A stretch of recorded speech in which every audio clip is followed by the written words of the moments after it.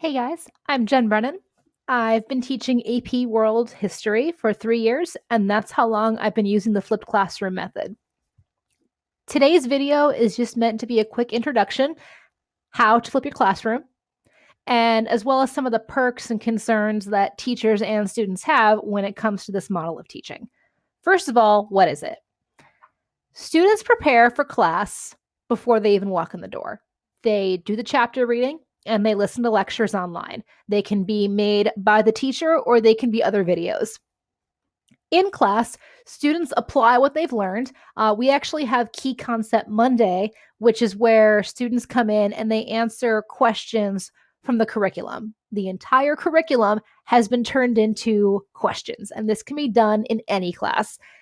Outside of class, again, students expand their learning. They have digital learning communities that are done either on the Google Classroom, on FaceTime, Skype, or in the group chat, which is a great thing to do for them because they're preparing themselves for life outside of high school. They already know how to come together as a group, how to focus, how to get their work done.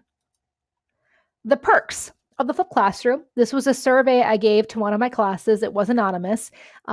Just to summarize what the students said, they like the flipped classroom model because it gives them time in class to ask and answer questions, to work with other students, to collaborate, to get a number of points of views for one topic.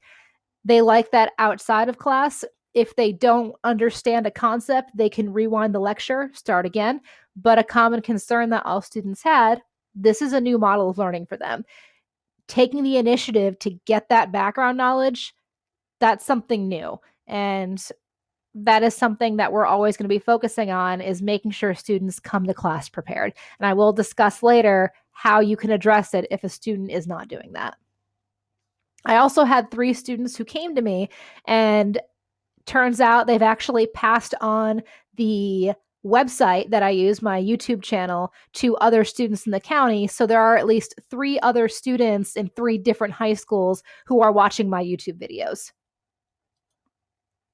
The program that I use is called Nimbus. It is a screenshot app by Google.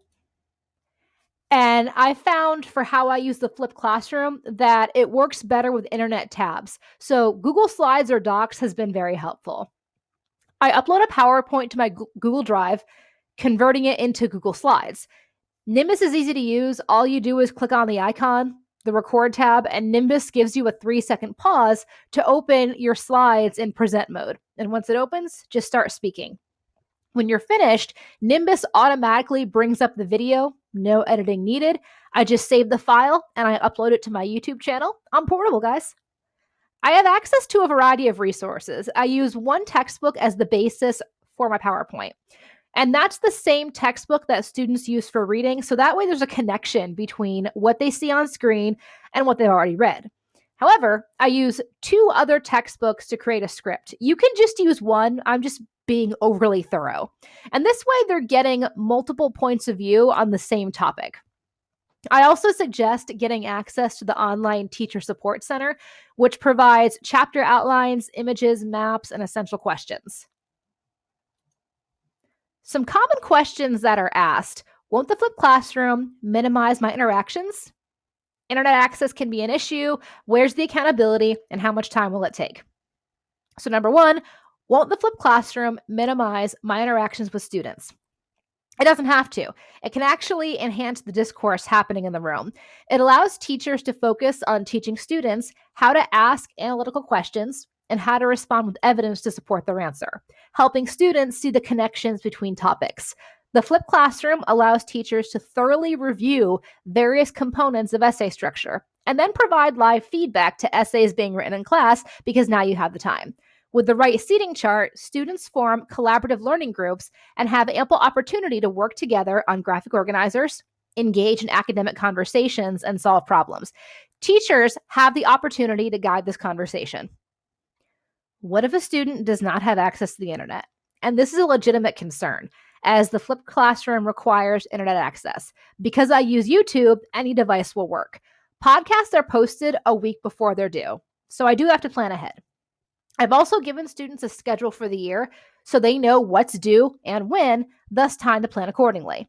With that, if a student does not have the internet at home, they have time to use the school or public library, hit up a coffee shop and use their phones and free Wi-Fi, or they can stay after school for tutoring and use a Chromebook in my room. If these are not options, I provide students with a script that I use for my podcast. I also provide them a copy of the PowerPoint, so they're getting the same access that everybody else is. Where's the accountability? How do I even know if kids are watching the videos? There's always been concerns about students not completing the work they need to complete at home. And the flipped classroom is not a magic cure for this, but there are ways to ensure students are watching the videos and reading the chapter. So first, I have a 20-question multiple choice quiz based off of the reading at the end of the week. For the lectures, you can create a reading check based off of the podcasts, so a mini quiz. You can require students to create an essential question based off of the material. Students are required to post a reflection after each podcast, or you can have Socratic seminars the next day with questions that were previously given to guide the conversation. And if a teacher sees a student not partaking in the conversation, this can easily be addressed. And how much time does it take? And I'll be honest, guys, this is not something you want to undertake your first year teaching a subject. You need to give yourself a year or two to develop the material and master the content. That was a mistake I made. I did this my very first year teaching AP World History. And with learning the content and creating materials, I was a little frazzled every now and then. But now I'm 3 years in. And I spend about an hour a week creating podcasts because I have my materials already made. If you're interested, see if you can find someone to collaborate with, another teacher in the school or even a different school.